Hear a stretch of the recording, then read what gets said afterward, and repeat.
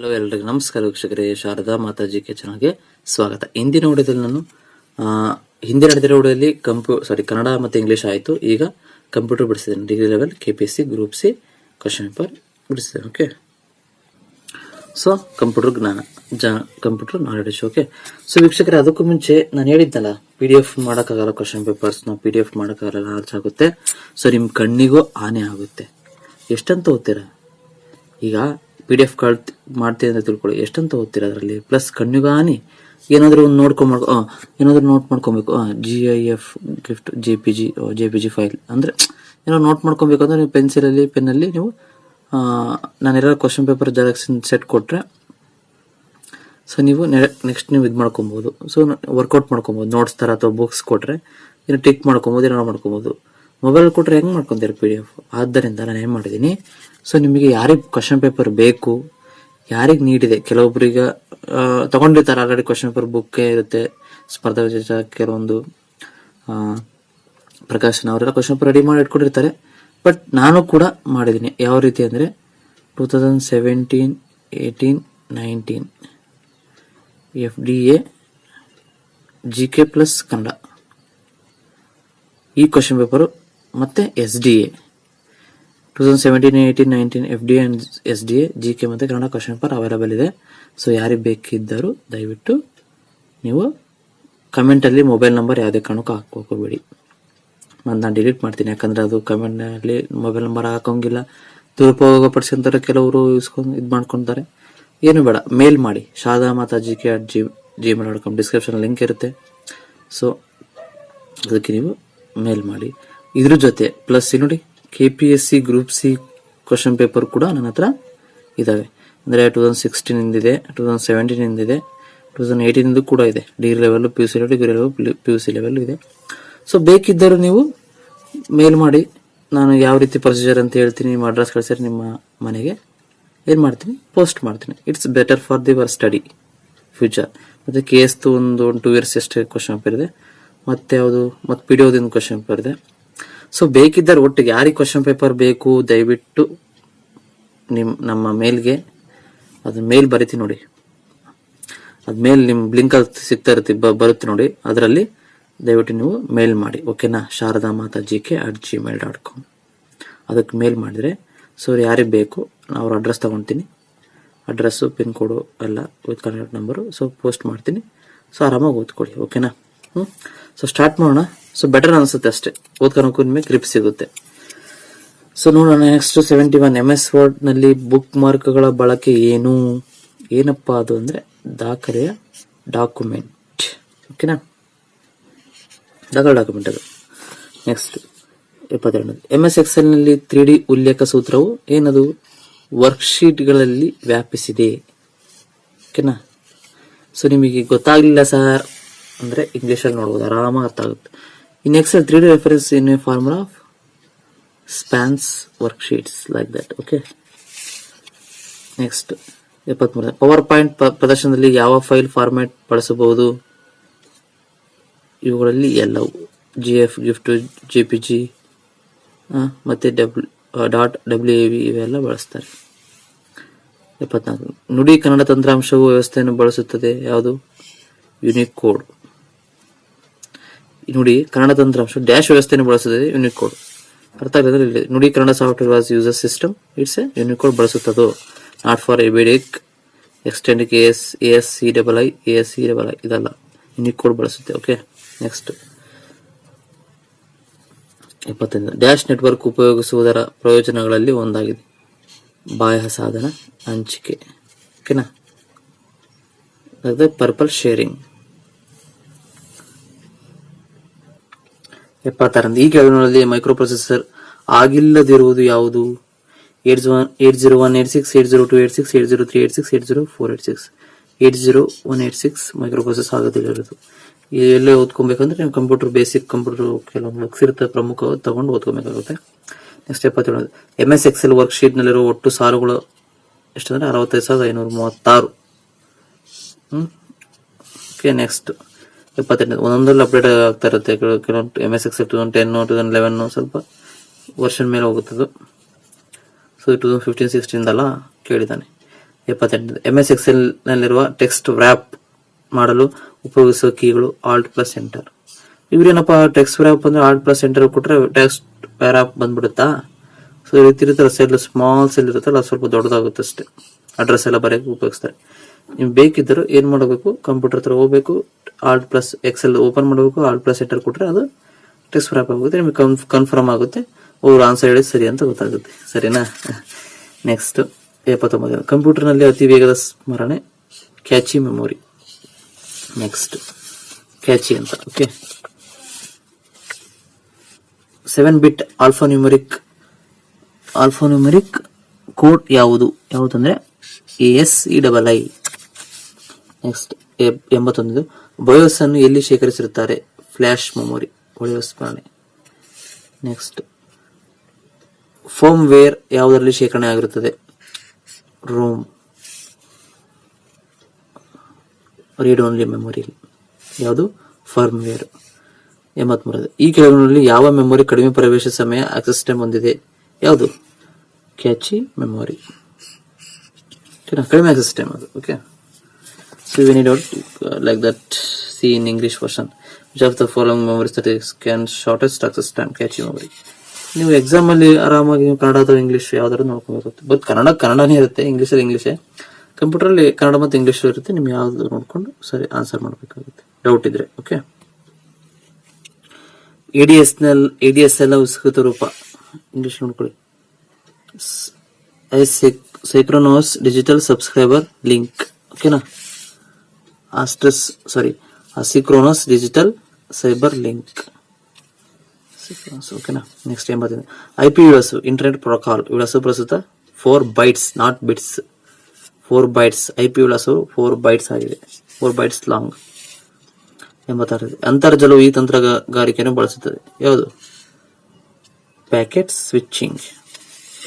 Next 87. Drop cap ಎನ್ನುವ ಆಯ್ಕೆಯನ್ನು ಯಾವ ಉದ್ದೇಶಕ್ಕೆ ಬಳಸ್ತೀವಿ? ಯಾವ ಉದ್ದೇಶಕ್ಕೆ? ಇಟ್ಸ್ ಎ ಪ್ಯಾರಾಗ್ರಾಫಿನ ಮೊದಲ ಅಕ್ಷರವನ್ನು ದೊಡ್ಡದಾಗಿ ಸೃಷ್ಟಿ ಮಾಡಲು. Drop cap, small cap like that. ಆ ರೀತಿ create A large capital letter the beginning of paragraph. ಹಿಂಗ್ ಬರುತ್ತಾರಪ್ಪ, ಹಿಂಗೆ. Like the second one is right answer. ಓಕೆನಾ? ನೆಕ್ಸ್ಟ್, ಸೊ ನೀವು ಕ್ವಶನ್ ಪೇಪರ್ ಬಿಡಿಸಿದ್ರೆ ನಿಮಗೆ ಗೊತ್ತಾಗುತ್ತೆ, ಐಡಿಯಾ ಸಿಗ್ತದೆ. ಹೊಂದಿಸಿ ಬರೀರಿ. ಅದಕ್ಕೆ ಸರಿಯಾದ ಉತ್ತರ ಫಸ್ಟ್ ಒನ್ DABC. ಓಕೆನಾ? ಕ್ಲಿಪ್ ಬೋರ್ಡ್ ಏನದು? ನಕಲು ಮಾಡಿದ ಚಿತ್ರ ಅಥವಾ ಪಠ್ಯವನ್ನು ಹಿಡಿದಿಡುತ್ತದೆ. ಅಂಟಿಸು ಪೇಸ್ಟ್ನ ಆಯ್ಕೆಗಳಲ್ಲೊಂದು ಯಾವುದು? ಮೊದಲನೇ ಸವಿನ್ಯಾಸ ಉಳಿಸಿಕೋ. ನೆಕ್ಸ್ಟ್, ಹುಡುಕು ಮತ್ತು ಬದಲಾಯಿಸು ಪಠ್ಯ ತಿದ್ದುವಿಕೆ ಆಯ್ಕೆಗಳು. ಕ್ಲಿಪಾರ್ಟ್ ಇದೆ, that is A Chitra, like that editing option, image. So English ಅಲ್ಲಿ ಇರುತ್ತೆ, ನೋಡ್ಕೊಳ್ಳಿ ಬೇಕಾದ್ರೆ. Clipboard holds the copied contents. One of the paste options, it's a keep the source formatting. The same ಮಾಡೋದು, paste, copy and paste like that. Find and replace, it's a editing options. Clipart, it's a image.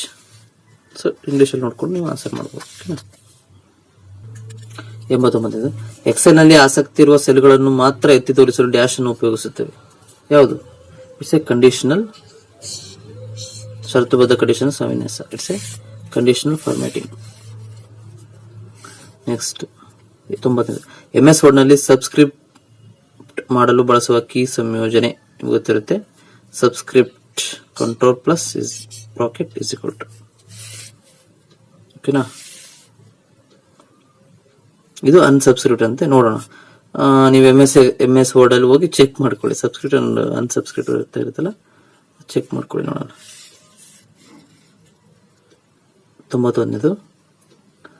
MS Excel ನಲ್ಲಿ is equal to now bracket open and close bracket ಅಂತ type ಮಾಡಿದ್ರೆ ಏನ್ ಸಿಗುತ್ತೆ ಗೊತ್ತಾ? Not for the date, not for the time, it's a both. ಅಂದ್ರೆ ಏನು? ಕ್ರಮವಾಗಿ ಹಿಂದಿನ ದಿನಾಂಕ ಮತ್ತು ಸಮಯ ಸಿಗುತ್ತದೆ. ನೆನ್ಪಿಡ್ಕೊಳ್ಳಿ, ಇಲ್ಲಿ ನೋಡಿ ಸಮಯ ಮತ್ತು ದಿನಾಂಕ ಕೇಳಿದಾನೆ, ಅದಲ್ಲ. ಬಟ್ ಆನ್ಸರ್ ಸಮಯನ ತೋರಿಸ್ತದೆ, ದಿನಾಂಕ ತೋರಿಸ್ತದೆ, ಹೌದು. ಬಟ್ ಕರೆಕ್ಟ್ ಕ್ರೋನಾಲಜಿಕಲ್ ಆರ್ಡರ್ ಆಗಿ ಯಾವ್ದು ತೋರಿಸಿದ್ರೆ ಫಸ್ಟ್ ದಿನಾಂಕ, ಫಸ್ಟ್ 20 ತಾರೀಕು ಎಷ್ಟಪ್ಪ, ಲೈಕ್ ದಟ್. ಇವತ್ತು ಫಾರ್ ಎಕ್ಸಾಂಪಲ್ 2/3/2020 ಟೈಮ್ ಎಷ್ಟಪ್ಪ 10:30 AM ಆ ರೀತಿ. ಫಸ್ಟ್ ದಿನಾಂಕ ತೋರಿಸುತ್ತೆ, ಆಮೇಲೆ ಸಮಯ ತೋರಿಸುತ್ತೆ. ಬೇಕಾದ್ರೆ ಚೆಕ್ ಮಾಡ್ಕೊಳ್ಳಿ ಓಕೆನಾ. ಕನ್ಫರ್ಮೇಶನ್ಗೆ ಫಸ್ಟ್ ದಿನಾಂಕ ಆಮೇಲೆ ಸಮಯ. ನೆಕ್ಸ್ಟ್ ಟುಡೇ ಅಂತ ಕೊಟ್ರೆ ಇಟ್ಸ್ ಇವತ್ತು ಡೇಟ್ ತೋರಿಸುತ್ತೆ. ಓಕೆ, ನಾವು ಮತ್ತೆ ನಾವು ಅಂತ ಕೊಟ್ರೆ bracket it's date and time. Next 92. MS word ನಲ್ಲಿ ಕಾಗುಣಿತ ಪರಿಶೀಲನೆಗಾಗಿ ಯಾವ ಸ್ವಯಂಚಾಲಿತ ಕಾರ್ಯಕಾರಿ ಕೀಲಿಯನ್ನು ಬಳಸಲಾಗುತ್ತದೆ? ಎಷ್ಟು ಸತಿ ರಿಪೀಟ್ ಆಗಿದೆ? F7 it's spelling and grammar shortcut key. 93. Is equal to round 8.50, 0 ಸೂತ್ರ MS Excel ನಲ್ಲಿ ನೀಡುವ ಬೆಲೆ ಎಷ್ಟು ಇದೆ? 8.5 8 9.6 9 ತೋರಿಸೋದು ಎಷ್ಟು ಅಂದ್ರೆ 9. ಬೇಕಾದ್ರೆ ಚೆಕ್ ಮಾಡಿ ನೋಡಿ. ನೆಕ್ಸ್ಟ್ 94. MS ವರ್ಡ್ ನಲ್ಲಿ ಪುನರಾವರ್ತಿತ ಕೆಲಸಗಳನ್ನು ಮಾಡಲು ಬಳಸುವ ಚಿಕ್ಕ ಪ್ರೋಗ್ರಾಮ್ಗಳನ್ನು ಡ್ಯಾಶ್ ಎಂದು ಕರೀತಾರೆ ಅಂದ್ರೆ ಮ್ಯಾಕ್ರೋಸ್. ಓಕೆ, ಮ್ಯಾಕ್ರೋಸ್ ಅಂತ ಕರೀತಾರೆ. 95. MS Excel ನಲ್ಲಿ A1 A2 A3 B1 B2 B3 ಘಟಕಾಂಶಗಳ ಗರಿಷ್ಠ ಮೌಲ್ಯವನ್ನು ಕಂಡುಹಿಡಿದು ಬಳಸುವ ಸೂತ್ರ ಮ್ಯಾಕ್ಸಿಮಮ್ ಮಿನಿಮಮ್ ಲೈಕ್ ದಟ್ ಆ ರೀತಿ ಇರುತ್ತಲ್ಲ, ಸಮ್ಮು ಅವರೇಜು. ಸೊ ಎಕ್ಸೆಲ್ ಯಾರು ಓದಿರ್ತಾರೆ ಬೇಸಿಕ್ ಆರಾಮಾಗಿ ಆನ್ಸರ್ ಮಾಡ್ತೀರಿ ಇದನ್ನ. ಸೊ ಗರಿಷ್ಠ ಲೈಕ್ ದಟ್ ಮ್ಯಾಕ್ಸಿಮಮ್ ಇಲ್ಲಿದೆ ನೋಡಿ ಆನ್ಸರ್. ಇದಕ್ಕೆ ಮ್ಯಾಕ್ಸ್ A1 ಇಷ್ಟು B3 ಅಂತ ಕೊಟ್ರೆ ಅದು ಮ್ಯಾಕ್ಸ್ ಯಾವ್ದಂತ ತೋರಿಸುತ್ತೆ. ಓಕೆನಾ, ಮ್ಯಾಕ್ಸ್ ಅಂತ ಉಪಯೋಗಿಸಬೇಕು, ನಾಟ್ ಮ್ಯಾಕ್ಸಿಮಮ್ ಲೈಕ್ ದಟ್ ಈ ರೀತಿ ಅಲ್ಲ ಇದು.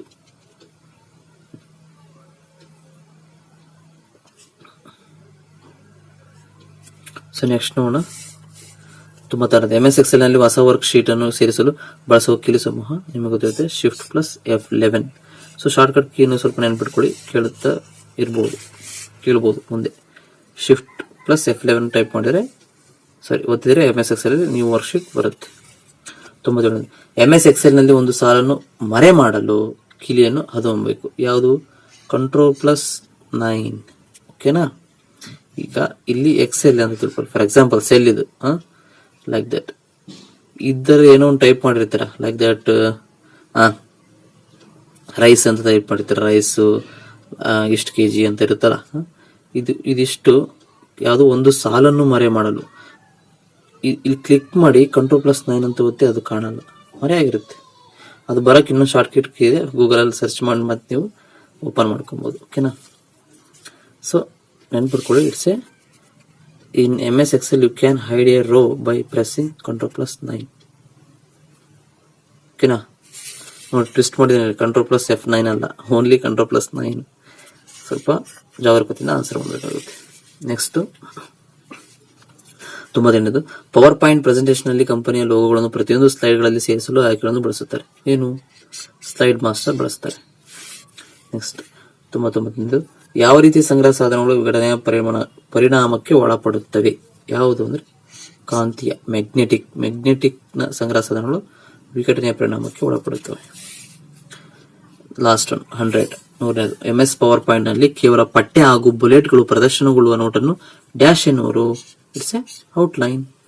ಓಕೆ, ಏನ್ ಸರ್ ಈ ರೀತಿ ಹೇಳ್ತೀರಾ ಅಂತಲ್ಲ, ನಿಮಗೆ ಕಂಪ್ಯೂಟರ್ ಬಗ್ಗೆ ನಾಲೆಡ್ಜ್ ಬೇಕು ಅಂದ್ರೆ ಸೊ ಬೇಸಿಕಲಿ ನೀವು ನೋಟ್ಸ್ ಇರುತ್ತಲ್ಲ, ಕಂಪ್ಯೂಟರ್ ಕೋರ್ಸ್ ಹೋಗಿರ್ತಲ್ಲ 6 ಮಂತ್ 1 ಇಯರ್. ಸೊ ಆ ನೋಟ್ಸ್ ಇಟ್ಕೊಳ್ಳಿ, ಓದ್ಕೊಳ್ಳಿ.